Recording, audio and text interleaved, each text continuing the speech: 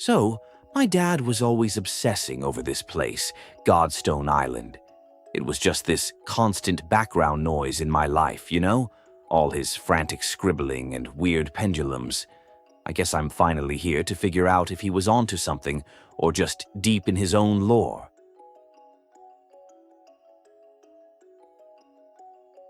This fog is giving main character energy in the worst way. I can barely see anything, and there are these creepy voices and screams trying to draw me in. Normally, I'd wait for a formal invite, but I guess my pendulum is the only guide I have right now. This is sketchy.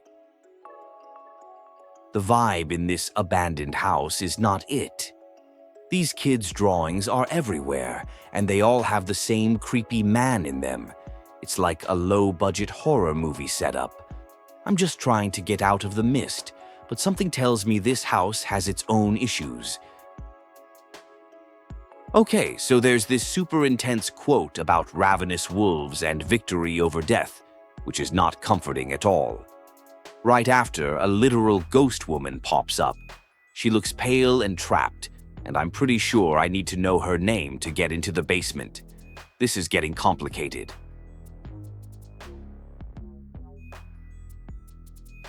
The lore deepens. The homeowners were Joseph and Telsa, and it seems Joseph was a big drinker. I found an object that was used against the mother, and I can still feel the heat in the handle.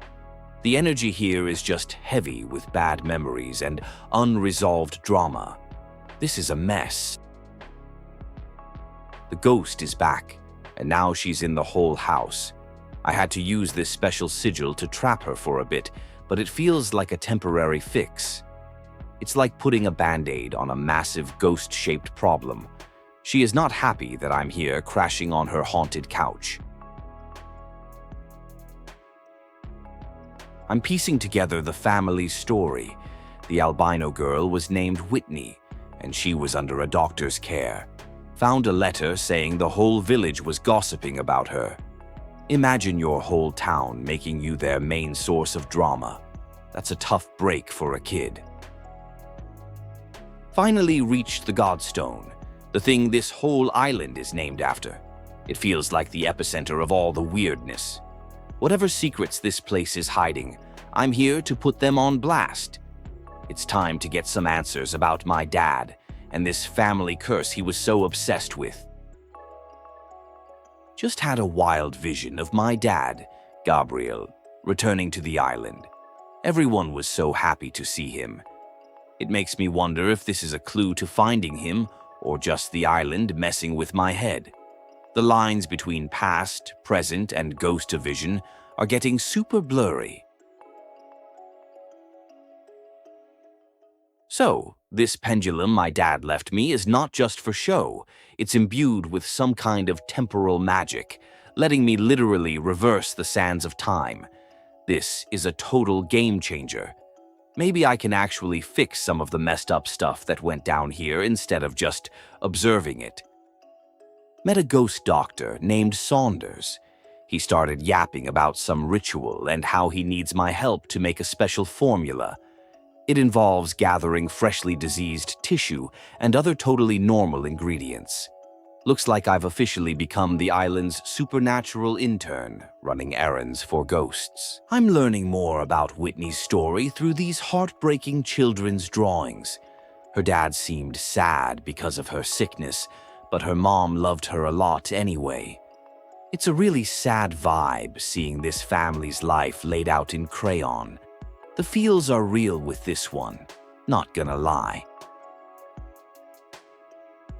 I found this sign that says, "I am the Oculus," and it feels like a major title drop moment. Maybe my dad was the Oculus, or maybe it's supposed to be me. Either way, it implies there's a bigger role to play here than just guy looking for his lost dad. The plot is thickening. Hi there. If you want to enjoy more gaming lore without grinding for 60 hours, hit that subscribe button.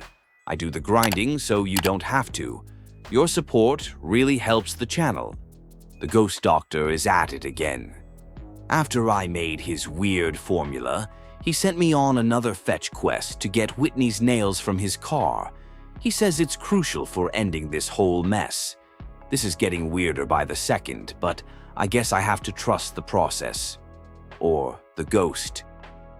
The vibe just shifted from spooky exploration to a full-on boss battle. This monstrous thing just appeared and started talking about how it enjoys the crack of a spine. This is not the welcoming party I was hoping for. The island is done playing games, and so am I. It is on.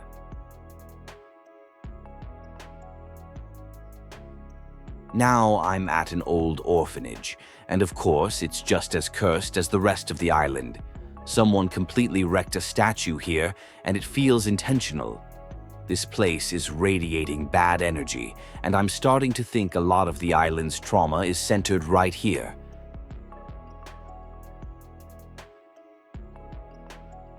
A ghost kid just told me that he found the statue's heart and turned this whole orphanage into their grave. The kid also mentioned my dad, Gabriel, and someone named Amelia. The lore is connecting, but it's painting a pretty dark picture of what my dad was involved in. I found that same weird book again, the one from the Parker's house. It seems to be Godstone's official bestseller, you know, if you're into dark rituals and cursing islands. The fact that it's in multiple locations means its influence is spread all over this place, which is not a good sign. Plot twist. I found an old photo of my dad as a kid, and he was here, at this orphanage. He never told me he was an orphan. This changes everything. His obsession with this island just got a lot more personal. He wasn't just studying it, he was from it. My mind is blown.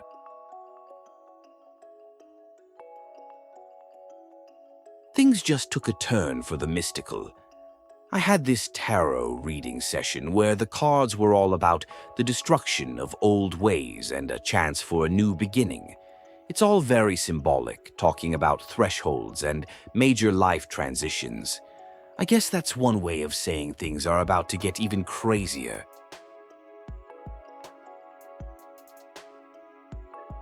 I met this old sea captain ghost named Newfish. He's a bit confused, mistaking me for my dad, Gabriel. He mentioned a kid named Rowan and a circus, which sounds like a recipe for disaster. He seems to know a lot, but his memories are all jumbled up with the island's curse. Talked to Tommy, Whitney's ghost brother. After I got him some ghost cotton candy, he told me that my dad, Gabriel, is the one who doomed them all to the curse. He said Rowan has become monstrous. So now I have to deal with the fact that my dad might be the villain in this story. Okay, so Captain Newfish came in with a correction. He says it's not all on Gabriel, but he also warned me that Rowan is nearby and that it's not safe. He told me to escape the circus using his old motorboat. It feels like everyone is trying to get me to leave before things get worse. After a seriously intense fight with the monster version of Rowan, Captain Newfish finally spilled the entire backstory. Some guy named Lord Redler became obsessed with resurrecting his dead wife. He used a dark book called the Codex Luminar to perform a ritual, and that's the source of all this madness. I finally found him. I found my dad. It was this incredibly emotional reunion, but he's not doing well. He's connected to the island's curse, and you can just feel the weight of it on him. He says we're both condemned to this place now. This is not the happy ending I was looking for. Dad dropped the biggest lore bomb yet. Lord Redler's ritual required 5 child sacrifices to work. Those monsters I've been seeing, they were my dad's friends, Whitney, Rowan, and Cole. And my dad, Gabriel, was supposed to be the 5th sacrifice. This is so much darker than I ever imagined. My dad's ghost appeared. He's gone. He sacrificed himself to slow down another one of his childhood friends, Aura, who has been possessed by her parasitic twin, Aaron. He told me I have to finish this. I need to go to Redler Manor and find that codex book to end the ritual. Just met Amelia Redler's ghost at the manor. She's Lord Redler's sister. She confirmed he was consumed by grief and caused all this. Then she dropped the biggest plot twist of all. She basically raised Gabriel. My dad was Lord Redler's son. The guy who started this all is my grandfather. It's confirmed. I found a family portrait. My dad, Gabriel, was Redler's son, and he tried to run from it his whole life. This family tree is an absolute mess of dark magic and tragedy. My grandfather cursed my father's friends and this entire island just to bring back his wife. I've pieced together the pages from the codex. The ritual is based on the Four Horsemen of the Apocalypse. Whitney was disease, Rowan was war, Cole was hunger, and Aura, possessed by Aaron, was death. The fifth sacrifice, my dad, needed to share the family bloodline. That's why he was chosen. I finally get it. With my father gone, the curse isn't broken. It needs the bloodline to be complete. That means it's on me now. I'm the one who shares Minerva's bloodline. I'm the key to ending all of this. It's my turn to face the music and finish what my dad couldn't.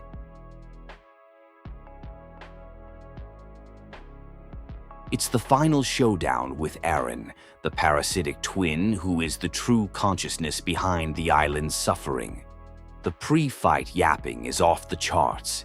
He sees me as just another obstacle to his freedom, but I'm here to honor my dad and give everyone else the peace they deserve. The fight was brutal, and Aaron almost got me. But then my dad's spirit gave me one last push.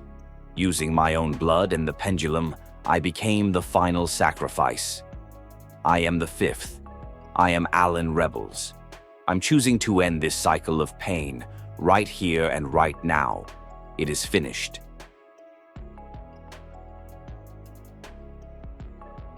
With the ritual complete, the curse finally lifts. The ghost of my grandmother, Minerva, the woman Redler started all this for, appears. She says my dad was a fighter and that she's proud of us. She gives me one last gift, a moment of peace and closure before she moves on with the others.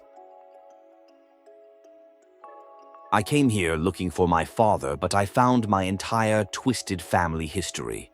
My grandfather's grief unleashed a nightmare, but my father's silence was his sacrifice. I carry their lessons now. I understand the darkness and the light. In the end, I found my purpose. I am the Occultist. Gaming lore is long and confusing, but I break it down every week. Subscribe so you never miss a plot twist or hidden detail.